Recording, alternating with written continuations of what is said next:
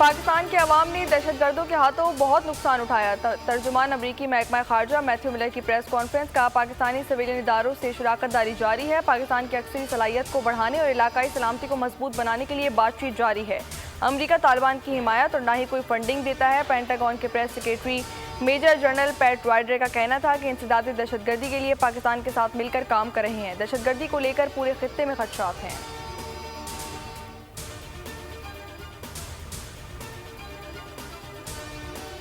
जनूबी वजीरिस्तान में security forces और दहशतगर्दों के दरमियान फायरिंग का तबादला। पाक फौज के 3 जवान शहीद हो गए। ISPR के मुताबिक जामे शहादत नोश करने वालों में सिपाही असदुल्ला, सिपाही मोहम्मद सुफियान, सिपाही जैन अली शामिल है। इलाके में मौजूद दीगर दहशतगर्दों के खात्मे के लिए कार्रवाई जारी है। पाकिस्तानी सिक्योरिटी फोर्सेज मुल्क से दहशतगर्दी के खात्मे के लिए पुरअज़्म हैं।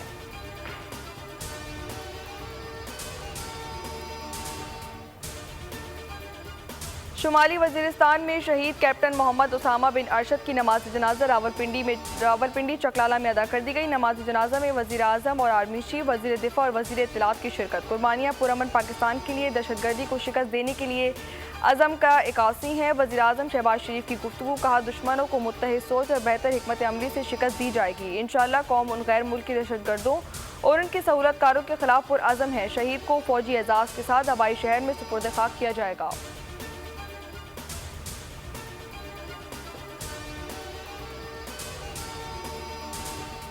बिजली के फी यूनिट निर्ख में 4 रुपये से 7 रुपये बतौर सब्सिडी 50 अरब रुपये मुख्तस किए गए। 200 यूनिट इस्तेमाल करने वाले सार्फिन को 3 माह की रियायत दे रहे हैं। वज़ीर आज़म का तवानाई के शोबे में इस्लाहात तकरीब से खिताब, कहा इससे पहले सियासत को चमकाने के लिए बड़े बोल बोले गए। कहा गया 90 दिन में करप्शन का खात्मा करेंगे, मगर करप्शन के बड़े स्कैंडल सामने आए। गंदम और चीनी के दरामद और बरामद पर जेबें भरी गई। कहा गया लूटी हुई दौलत वापस लाएंगे, मगर 190 मिलियन पाउंड पर हाथ फेरे गए।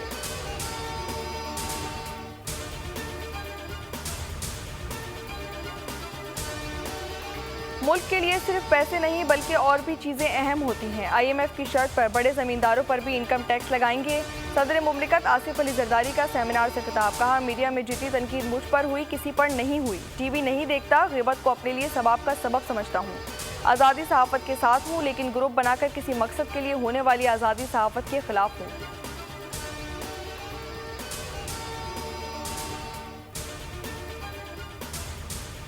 सुप्रीम कोर्ट में सुन्नी इत्तेहाद कौंसिल की मखसूस नशिस्तों से मुताल्लिक केस का फैसला महफूज। चीफ जस्टिस ने कहा कि फैसला सुनाने से मुताल्लिक आपस में मुशावरत करेंगे। फैसला कब सुनाया जाएगा अभी कुछ नहीं कह सकता। जजेस ने रिमार्क दिए कि इलेक्शन कमीशन बतौर आईनी इदारा अपनी जिम्मेदारी मुकम्मल करने में नाकाम रहा। सुप्रीम कोर्ट के सामने रिकॉर्ड दबाने की कोशिश की। इलेक्शन कमीशन खुद को एक पार्टी जाहिर कर रहा है।